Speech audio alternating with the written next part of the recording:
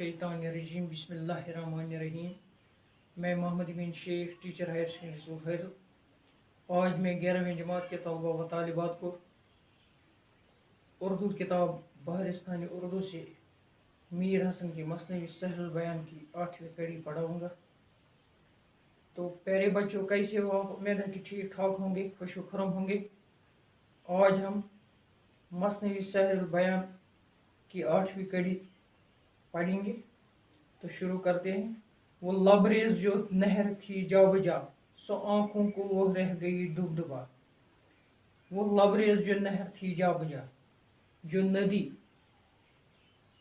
लबरेज थी, पानी से खचाखच भरी थी, पानी से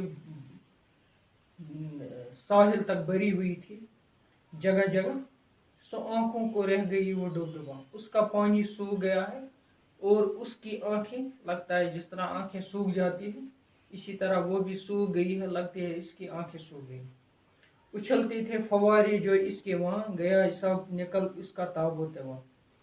और शहजादी के जमाने में जो फवारे उछलते थे, रवां थे, दवा थे, उछलते थे, ठाठे मारते थे, उसका अब ताबो तवा खत्म हो चुका है, उसका जोबन अब खत्म हो चुका है। अब वो खामोश है और पानी के बगैर। मिजा पर जो कुछ अश्क थे जड़ गया, जड़ गए, गरज रोते रोते गढ़े पड़ गए।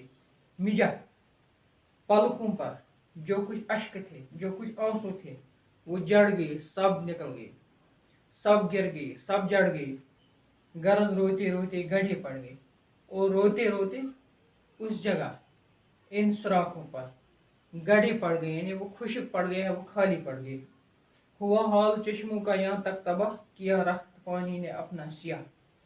हुआ हाल चश्मों का हाल ये है